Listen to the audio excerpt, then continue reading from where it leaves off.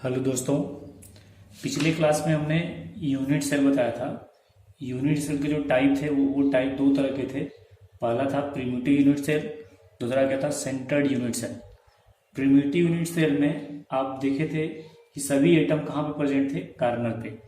इसमें 8 एटम है, 4 atom above above side है और 4 एटम कहाँ पे है, बिलो साइड है। तो इसमें सभी एटम कार्नर पे प्रेजेंट होते हैं। बॉडी सेंटर्ड यूनिट सेल में क्या होता है, सभी एटम कार्नर पे तो रहेंगे ही, एक एटम कहाँ पे रहेगा, बॉडी के सेंटर पे।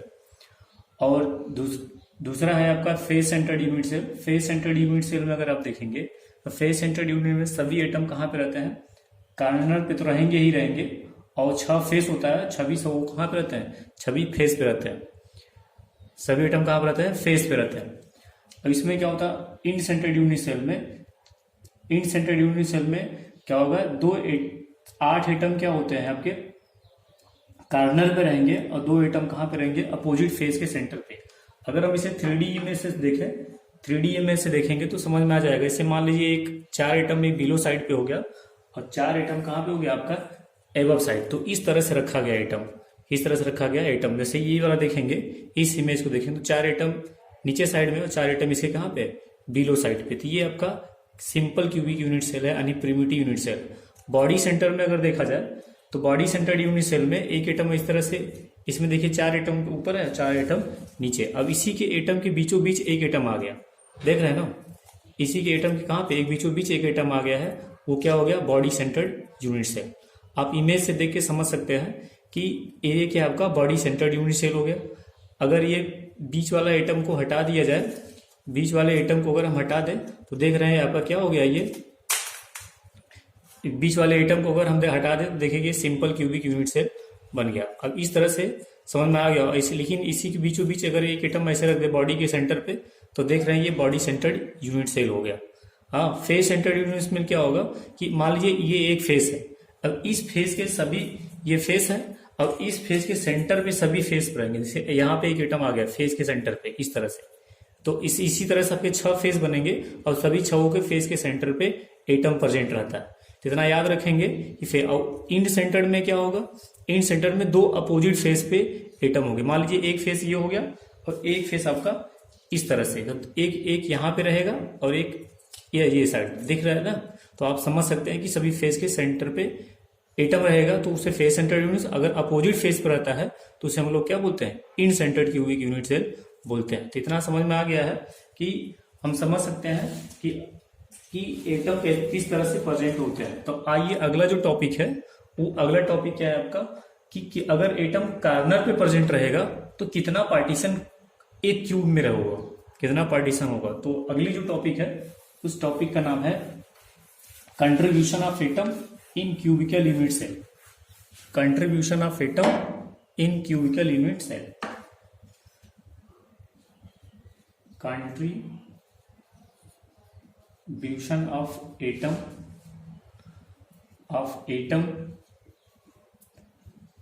इन cubical unit cell, in cubical unit cell. Unit cell अगर एटम कार्नर पे प्रेजेंट है, एटम कहां प्रेजेंट है, कार्नर पे, तो पहला हम शुरू करते हैं एट कार्नर। एट कार्नर देखेंगे, अगर एटम कार्नर पे प्रेजेंट है, यहां पे एटम अगर कार्नर प्रेजेंट है तो ध्यान देना ये एटम एक क्यूब में 1/8 पार्टीशन करता है। एक एटम कितना पार्टीशन करेगा, 1/8। कैसे पता चलेगा कि ध्यान दीजिएगा कि इसके अगर आप हम देखेंगे तो इसके बगल में भी एक क्यूब बनेगा, इसके पीछे भी एक क्यूब बनेगा, 2 इस तरह से अगर हम इमेज को देखेंगे तो ध्यान रखना 1/8 पार्टीशन क्यूब रहता है। कॉर्नर पर अगर एटम प्रेजेंट रहता है तो उसका 1/8 पार्टीशन इस क्यूब में होगा। करेंगे मतलब अगर आप इमेज अगर ड्रा करेंगे इस तरह से तो इमेज से पता चल जाएगा कितने एटम प्रेजेंट होंगे। जैसे मान लीजिए एटम कॉर्नर पे हो गया, इसके बगल में भी एक क्यूब है, इसके क्या है, एक बगल में भी क्यूब है, तो 2 एटम हो गया। अब इसके जस्ट पीछे, अब इसके जस्ट पीछे, ये एबव साइड में नहीं है, ध्यान रखना, ये इसके पीछे वाला एटम इसके पीछे वाले क्यूब में होंगे। तो आपके इस तरह से बनेगा, इस तरह से, इस तरह से इसके, अब एक इस तरह से आपका बनेगा, तो 2 4 4 इस तरह से आपके पीछे वाले क्यूब हो गए। और 4 इसके कहाँ होंगे, इसके एबव साइड होंगे, मतलब 4 नीचे होंगे और 4 कहाँ पे होंगे, ऊपर साइड में होंगे। तो ध्यान रखना, तो एक क्यूब में कितना पार्टीशन होता है, 1/8 पार्टीशन होगा। कितना पार्टीशन होगा, 1/8। अगर एटम बॉडी सेंटर पे है, एट बॉडी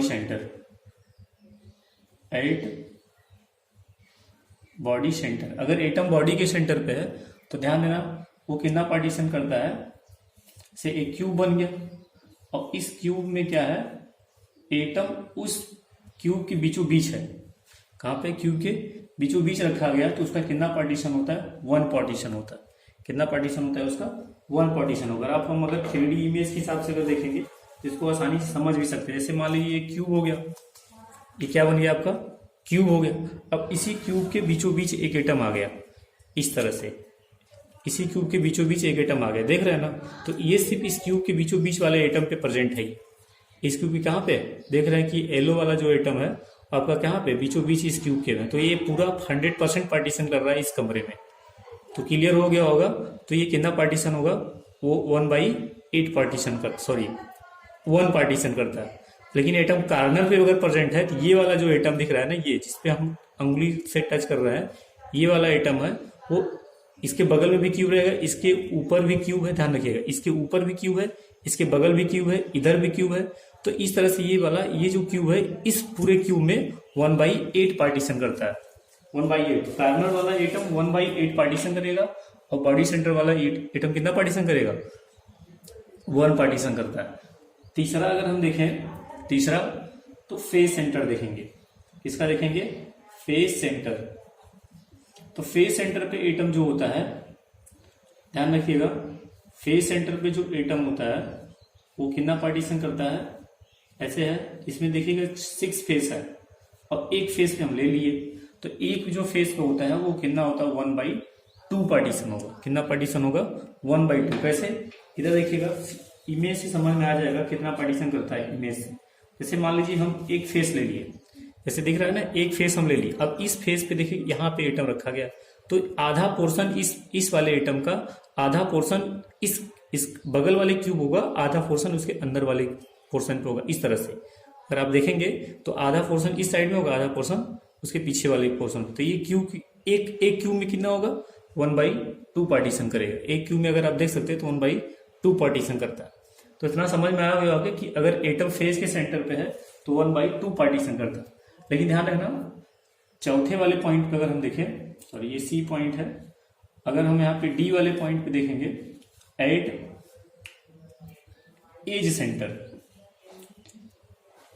सेंटर, अगर एटम कहां प्रेजेंट है, एज के सेंटर पे, एटम कहां प्रेजेंट है, एज के सेंटर पे, यहां पे प्रेजेंट रहता है। ध्यान रखिएगा वो 1/4 प्रेजेंट करता है। इसमें और इसमें फर्क ध्यान रखना, ये फेस के सेंटर पे, ये एज के सेंटर पे। एज के सेंटर का मतलब ध्यान रखिएगा कि अगर हम इमेज के हिसाब से अगर समझेंगे, जैसे मान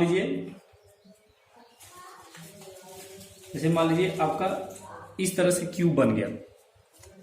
किस तरह से, ये क्यूब है। अब देखो 4 एटम कहाँ पे है, अपर साइड, 4 एटम ऊपर साइड। तो देखिएगा एक सिंपल क्यूब ले लिए। अब इस सिंपल क्यूब के क्या करना है, एक एटम यहाँ पे रख दिया गया ऊपर साइड, समझ में आ गया ना। तो देख रहे हैं कि एक क्यूब इस साइड में है, तो अब इसके ऊपर 2 एटम होंगे, 2 क्यूब होंगे। तो इतना समझ में आ गया कि ये एटम कितने पार्टीशन करता है, 1/4 पार्टीशन करा है। इसके क्यूब एज के सेंटर पर रखा गया। कहाँ पर रखा गया है, एज के सेंटर पर, देख रहा है ना। तो इसके ऊपर भी एक क्यूब होगा, इसके ऊपर भी एक क्यूब होगा। तो एक क्यूब में कितना हिस्सा होगा, 1/4 पार्टीशन होता है। तो इसका हिस्सा कितना हो गया, 1/4 पार्टीशन होता है। तो ध्यान रखिएगा, किसी क्यूब में अगर कोई क्यूब एटम कार्नर पर रखा गया है, तो अगर कार्नर पे है तो 1/8 होगा। अगर बॉडी सेंटर पे है तो कितना होगा, 1 होगा। अगर फेस सेंटर पे है तो कितना होगा, 1/2 होगा। ए सेंटर पे है तो 1/4 पोर्शन वो रहता है क्यूब में। तो इतना अगर याद रहेगा तो आप फार्मूले बेस्ड जितने भी क्वेश्चन आते हैं वो हम लोग कर लेंगे। तो आइए अगला जो टॉपिक है, उस टॉपिक का नाम है सेल कंटेंट। क्या है, सेल कंटेंट।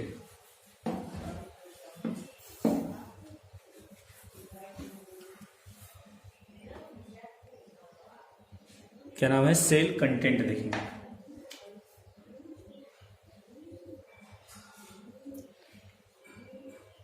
Cell content. तो सेल कंटेंट को किसे डिनोट करते हैं? जेड से। किसे डिनोट करते हैं? जेड से डिनोट करते हैं। तो ध्यान देना, सेल कंटेंट होता क्या है? किसी क्यूब में टोटल एटम कितने प्रेजेंट होते हैं? The total number of atom, the total number of atom in cubical unit cell. The total number of atom in cubical unit cell, in cubical unit cell. किसी cube में कितने total number of atom होते हैं उसी को हम लोग क्या बोलते हैं? Cell content. तो पहला एग्जांपल हम देखते हैं, पहले चलते हैं सिंपल क्यूबिक के लिए, यानी primitive unit cell. Simple cubic के लिए देखते हैं, सिंपल क्यूबिक सेल के लिए देखेंगे। तो सिंपल क्यूबिक में क्या होता है? सभी एटम कहाँ पे होते हैं? कार्नर पे। अगर हम क्यूब बनाए सिंपल क्यूबिक का तो आप समझ सकते हैं कि इस तरह से बनता है। ऐसे एटम सब कहाँ पे होते हैं? कार्नर पे, ऐसे। अब इसका कितना पार्टीशन है? 1/8 पार्टीशन। तो आप अभी से पहले पीछे पढ़ाया गया अभी तक कि 1 कार्नर पर अगर एटम रहेगा तो 1/8 पार्टीशन होता है। तो कितने कार्नर टोटल है? 8 कार्नर है। तो अगर हम इसके लिए जेड की अगर वैल्यू कैलकुलेट करें तो Z equal to 8 atom corner पे है, तो 1 2 4 एटम ऊपर है, 4 एटम नीचे, कितना हुआ? टोटल एटम 8 हो गए। और एक एटम कितना पार्टीशन? 1/8। तो 1/8 से क्या कर दिया? मल्टीप्लाई कर दिया। वैल्यू कितनी आ गई? 1 आ गई। मतलब कि हर एटम का 8वां हिस्सा, हर एटम का 1/8 पोर्शन मिलाएंगे ना तो 1 एटम के क्या आएगा? इक्वल आएगा। दूसरा देखेंगे, दूसरा है आपका बीसीसी के लिए ध्यान देंगे। किसके लिए ध्यान देंगे? बीसीसी के लिए ध्यान देंगे। बीसीसी में क्या होता है? तो बीसीसी में सभी एटम कहाँ होते हैं? कार्नर पर रहेगा, लेकिन एक एटम कहाँ पे होता है? बॉडी के सेंटर पे। तो कार्नर का एटम और बॉडी के सेंटर का एटम, तो कार्नर का एटम कितना होता है? अगर इसके लिए हम जेड की वैल्यू निकालेंगे तो 8 × 1/8 करेंगे, क्योंकि कार्नर का 8 × 1/8 होगा। और बॉडी सेंटर कितना पार्टीशन था? 1, तो +1 कर देंगे। तो टोटल कितना आएगा? 2 आ जाएगा। टोटल कितना आ जाएगा? 2 आइटम आ जाएगा। उसी तरह से हम लोग किसका निकाल देंगे? एफसीसी का। किसका निकाल देंगे? एफसीसी के। यही 3 हमको जानना रहता है और इसी तीनों में से क्वेश्चन हमको एराइज होगा, इतना याद रखिएगा।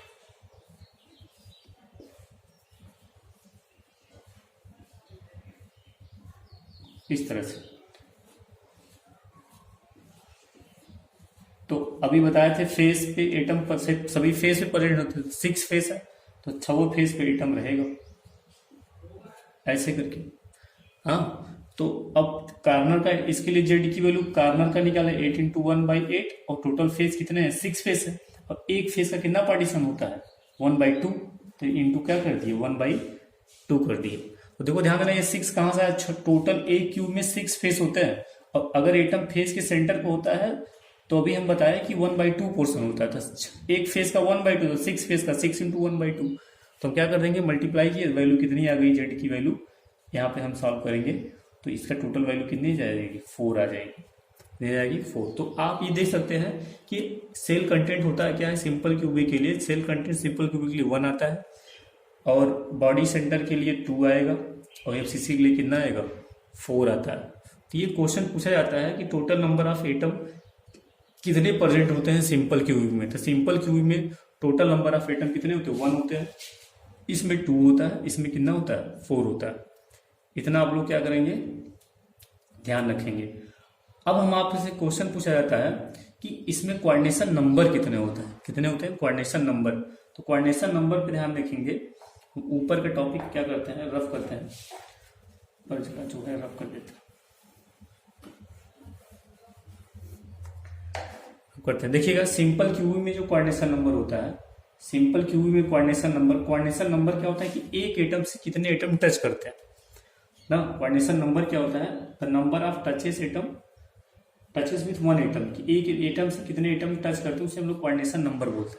जैसे अब ध्यान देंगे, इस एटम को हम लेते हैं, इस एटम से देखिए कितने एटम टच करते हैं। तो एक एटम आपका नीचे वाला हो गया, ये एक हो गया, एक इसके बगल वाला दूसरा एटम, एक इसके पीछे वाला तीसरा एटम, एक इसके ऊपर होगा चौथा एटम, एक इसकी इधर इस साइड में होगा लेफ्ट हैंड साइड में, यहाँ पे एटम 5वां नंबर और एक इसके सामने होगा 6वां नंबर। तो आप ये देख सकते हैं कि टोटल एक कोऑर्डिनेशन सिंपल क्यूबिक के लिए जो कोऑर्डिनेशन नंबर होता है वो कितना होता है, 6 होता है। कितना होता है, 6 होता है कोऑर्डिनेशन नंबर। अब इसके लिए अगर हम बॉडी सेंटर की अगर हम बात करें तो बॉडी सेंटर के कोऑर्डिनेशन नंबर इस एटम को देखिएगा, इस एटम को, तो इस एटम को अगर देखेंगे तो 4 एटम ऊपर टच करेगा, 4 एटम नीचे टच करेगा। 4 एटम कहां से टच करेंगे, ऊपर, और 4 एटम कहां से टच करेगा, नीचे। देखिए कैसे टच कर रहा है, आप देख सकते हैं कि ये वाला जो क्यू वाला एटम है यहाँ पे, ये देख सकते हैं ना, ये देखो नीचे 4 एटम टच कर रहा है और 4 इसी के ऊपर हम रख दे रहे हैं। तो आपको समझ में आई हो गया, 4 ऊपर से टच कर रहा है, 4 नीचे से इस वाले एटम को, जो येलो वाला एटम है वहां पे आप देख रहे हैं कि 4 रेड वाले और 4 आपके ऑरेंज वाले एटम क्या कर रहे हैं, टच कर रहे हैं। तो टोटल कितने एटम हो गए, 8 एटम हो गए। टोटल कितने एटम हो गए, 8। तो ना याद रखिएगा, इसमें कोऑर्डिनेशन नंबर कितना होता है, 8 होता है। इसमें कोऑर्डिनेशन नंबर कितना होता है, इसी तरह से इसको भी लर्न कर लीजिएगा। इसका कोऑर्डिनेशन नंबर कितना होता है, 12। ये 3D फिगर है तो हर फेस का एटम को देखेंगे तो एक फेस सेंटर को 12 एटम टच करता है, तो इसका कोऑर्डिनेशन नंबर 12 हो गया। तो याद रखेंगे, इसका कोऑर्डिनेशन नंबर 12, इसका कोऑर्डिनेशन नंबर 8, इसका कोऑर्डिनेशन नंबर कितना हो गया, 6 हो गया। तो यहाँ समझ में आ ही गया होगा। क्वेश्चन नंबर आपको इतने क्वेश्चन आते हैं कि सिंपल क्यूब में सभी एटम कॉर्नर पे, body centre atom 8 atom corner पे, एक बॉडी के सेंटर पे, फेस सेंटर में क्या होता है, 8 एटम कॉर्नर पे रहेंगे और 6 एटम फेस के सेंटर पे रहते हैं। अगर एटम कॉर्नर पे है तो उसका पार्टीशन 1/8 होता है। अगर एटम बॉडी सेंटर पे है तो उसका पार्टीशन 1 होता है। अगर एटम फेस के सेंटर पे है तो उसका पार्टीशन 1/2 होता है। अगर एटम एज सेंटर पे होता है तो उसका पार्टीशन 1/4 होता है। अगर हम इसके लिए सेल कंटेंट निकालते हैं सिंपल क्यूब के लिए 1, बॉडी सेंटर के लिए 2, फेस सेंटर के लिए 4 होता है। सिंपल क्यूब के लिए कोऑर्डिनेशन नंबर 6 होगा, हाँ, और इसके लिए कोऑर्डिनेशन नंबर 8 होगा, इसके लिए कोऑर्डिनेशन नंबर 12 होगा। तो ये सब क्वेश्चन एक एक नंबर के आपके बोर्ड एग्जाम में बनते हैं क्वेश्चन। अब हम नेक्स्ट टॉपिक पे स्टार्ट करते हैं। क्वेश्चन स्टार्ट देखेंगे एनसीईआरटी का क्वेश्चन नंबर 12, एक्सरसाइज का क्वेश्चन नंबर 12 है। एक्सरसाइज का क्वेश्चन नंबर क्या है, 12 है। फार्मूले बेस्ड क्वेश्चन इससे बनता है। देखिए कैसे बनता है formula based question. Formula based question देखिएगा कैसे सॉल्व होगा। तो एनसीईआरटी का एक्सरसाइज का क्वेश्चन नंबर 1.12 देखते हैं। ये एक्सरसाइज का क्वेश्चन है एनसीईआरटी का। इसमें दिया गया है कि 2 एटम है, पी और क्यू है। क्या है, एक एटम, 2 एलिमेंट है, एक पी है और एक कहाँ पे है, क्यू है। जो क्यू वाला एटम है, पी वाला जो एटम है वो एटम कॉर्नर पे, क्यू कहाँ प्रेजेंट है, कॉर्नर पे, कहाँ प्रेजेंट है, कॉर्नर पर। और जो पी वाला सेंटर पे है, जो पी वाला एलिमेंट है वो बॉडी सेंटर पे प्रेजेंट है। कहाँ प्रेजेंट है, बॉडी के सेंटर पे। तो आप ये देख लेंगे तो कॉर्नर का एटम अगर हम बनाएंगे इस तरह से, क्यूब अगर बनाएं तो आप ये समझ सकते हैं कि इस क्यूब में कहाँ प्रेजेंट एटम, हर कॉर्नर पे एटम क्यू प्रेजेंट है और बॉडी के सेंटर पे एटम कौन सा प्रेजेंट है, पी। मतलब यहाँ पे पी है, यहाँ पे क्यू। तो क्यू अगर हम इक्वल टू अगर सॉल्व करें तो कितने क्यू है, 8। तो 8 × 1/8 करेंगे, बॉडी सेंटर का क्या होता है, 1 होता है। तो इसको सॉल्व करेंगे तो क्यू की वैल्यू 1 आ जाएगी और पी की वैल्यू आपका 1 तो है ही है।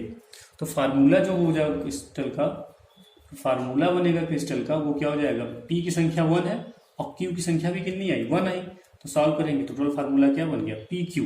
फिर मुझे बोला गया कोऑर्डिनेशन नंबर कितने होंगे।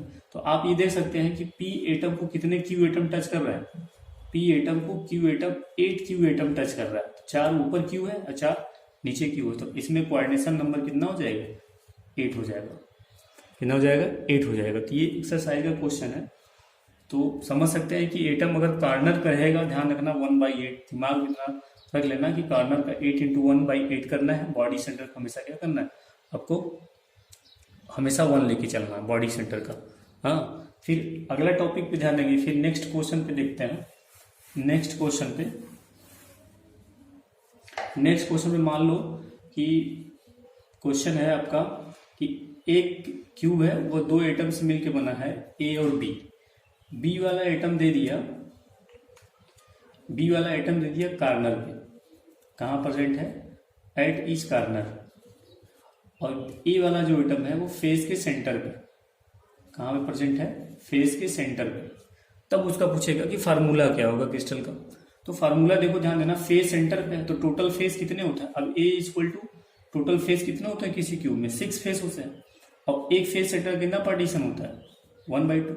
अब बी वाला आइटम अगर हम बी के लिए दिखेंगे तो बी कितना होगा, 8 इंटू 1/8 होगा, क्योंकि कार्नर पे है। तो इसको हम सॉल्व करेंगे तो देखो कितना आ गया, 3 आ जाएगा, इसका कितना आ जाएगा, 1 आ जाएगा। तो फार्मूला देखो ए की संख्या कितनी आ गई, 3, और बी की संख्या कितनी, 1। तो फार्मूला क्या बन जाएगा, A3B। तो इस तरह से क्वेश्चन आते हैं, एक एक नंबर या 2-2 नंबर के क्वेश्चन बोर्ड एग्जाम में आपके बनेंगे, इतना याद रखिएगा।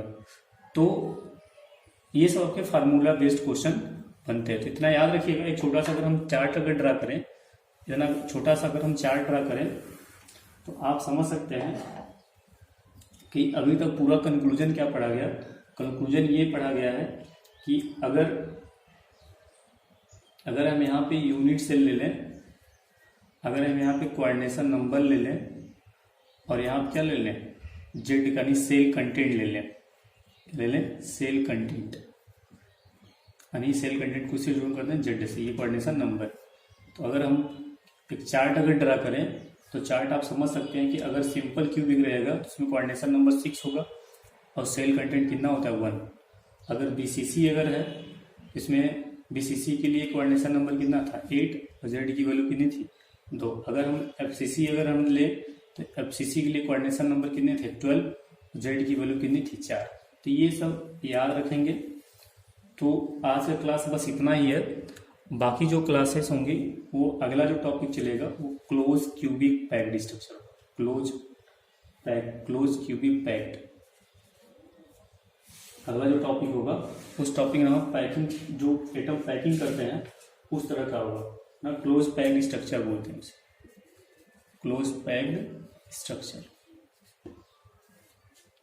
क्लोज पैक्ड स्ट्रक्चर कैसे पढ़ाया होता है तो उसको हम अगले लेक्चर में पढ़ाएंगे। बहुत बहुत धन्यवाद। इतना आप लोग लर्न कर लेंगे तो ज़्यादा बेटर होगा आपको।